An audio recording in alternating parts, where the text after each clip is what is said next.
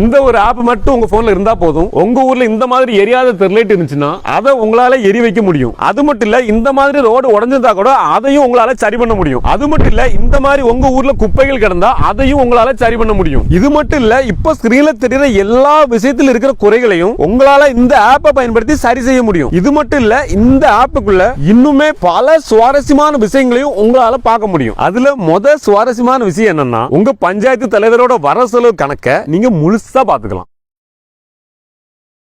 முழுசானா அது எந்த அளவுக்குன்னா, உங்க பஞ்சாயத்து தலைவர் கையில எவ்வளவு காசு இருக்கு,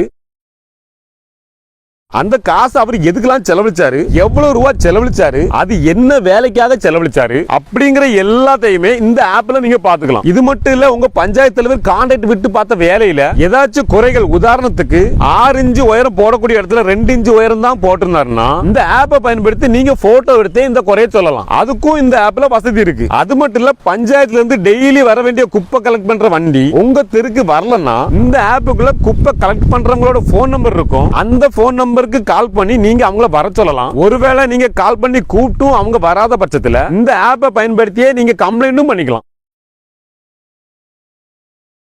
அதே மாதிரி உங்க தெருக்கு நேரத்துக்கு கரெக்டா தண்ணி வரலன்னா இந்த ஆப்புக்குள்ளேயே தண்ணி திறந்து விடுறவங்களோட போன் நம்பரும் இருக்கும். அவங்க கிட்ட போன் பண்ணி தண்ணியை திறந்து விட சொல்லலாம். ஒருவேளை அவங்க சரியா திறந்து விடாத பட்சத்துல இந்த ஆப்லயே அவங்கள பத்தி நீங்க கம்ப்ளைண்டும் பண்ணிக்கலாம். அதே மாதிரி இந்த ஆப்லயே உங்க பஞ்சாயத்தோட கிளர்க்கோட பேர் என்ன, அவரோட போன் நம்பர் என்ன, அவரோட மெயில் ஐடி என்ன அப்படிங்கிற எல்லா தகவல்களும் இருக்கும். அதே மாதிரி ஒருவேளை உங்க வீட்டுக்கு பஞ்சாயத்துல இருந்து வரக்கூடிய தண்ணி தரமானதா இல்லைன்னா ஒவ்வொரு பஞ்சாயத்துக்கும் தண்ணியோட தரத்தை செக் பண்றதுக்கு ஒரு டீம் உண்டு. அந்த டீமோட போன் நம்பர் இந்த ஆப்ல உண்டு. அதனால அவங்களுக்கு கால் பண்ணி சொல்லுங்க. ஒருவேளை அவங்க கேட்காத பட்சத்துல இந்த ஆப்பை பயன்படுத்தியே நீங்க கம்ப்ளைண்டும் பண்ணிக்கலாம். அதே மாதிரி இந்த ஆப்ல சஜஷன், அதாவது பரிந்துரைன்னு ஒரு ஆப்ஷன் இருக்கு. இந்த ஆப்ஷனை பயன்படுத்தி இப்ப எங்க ஊர்ல இது இப்படி இருந்தா நல்லா இருக்கும்பா அப்படின்னு நீங்க எதெல்லாம் நினைக்கிறீங்களோ அது எல்லாத்தையும் இந்த சஜஷன் அப்படிங்கிற ஆப்ஷன்ல போய் நீங்க பஞ்சாயத்தை பண்ண சொல்லி பரிந்துரை செய்யலாம். அதே மாதிரி ஒரு விஷயம் மட்டும் நல்ல ஞாபகம் வச்சுக்கோங்க. ஒரு கையை இப்படி சும்மா காத்துல ஆடினா சத்தம் வராது, 2 கை வச்சு தட்டினா கொஞ்சம் சத்தம் வரும். இதே மாதிரி பல பேர் பல கைகள் வச்சு தட்டினாங்கன்னா